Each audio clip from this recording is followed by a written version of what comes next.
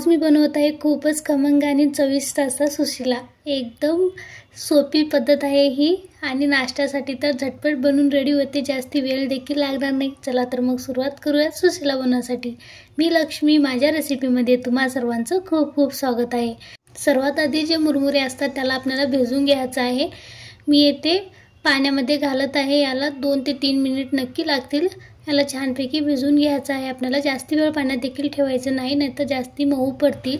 अशा प्रकारे याला मिक्स करून थोडे भिजेपर्यंत ठेवायचं आहे। त्यानंतर आपल्याला याला साईडला काढून घ्यायचं आहे। बघू शकता तुम्ही इथे यातलं पाणी देखील काढून घ्यायचं आहे। अशा प्रकारे दाबून मी साईडला काढून घेत आहे।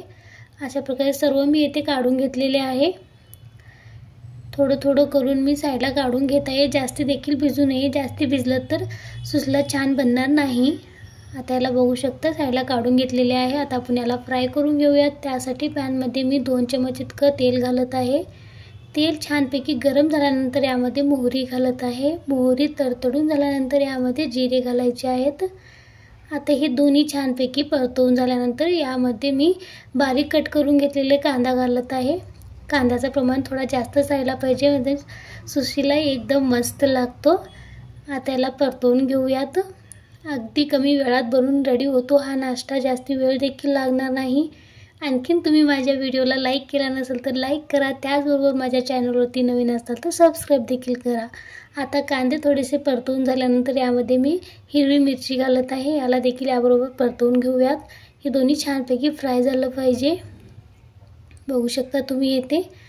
आता हे दोन्ही छानपैकी फ्राय करून झालेलं आहे। यामध्ये कढीपत्ता देखील घातलेला आहे, तेही फ्राय करून झालेलं आहे। आता मी इथे शेंगदाण्याचं वाटण घालत आहे। ते थोडंसं जाडसरच राहिलं पाहिजे, जास्ती बारीक करून घ्यायचं नाही।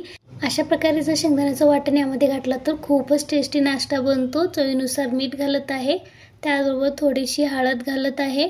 आता याला छानपैकी मिक्स करून घेऊयात आणि जे आपण आता लाह्या भिजत ठेवलं होतं ते यामध्ये घालून घ्यायचे आहेत।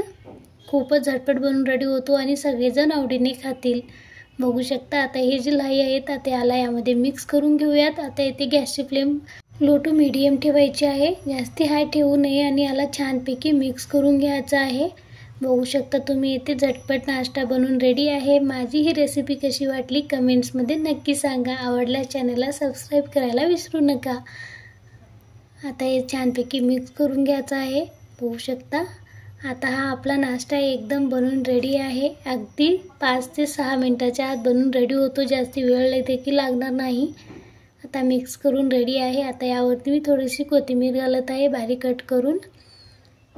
आता याला थोड्या वेळासाठी झाकून ठेवूयात, मग सर्व करायला रेडी आहे। चला तर मग पुन्हा भेटूया अशाच एका छानशा रेसिपी बरोबर। तुम्ही हा माझा व्हिडिओ शेवटपर्यंत पाहिल्यामुळे तुम्हा सर्वांचं खूप खूप धन्यवाद।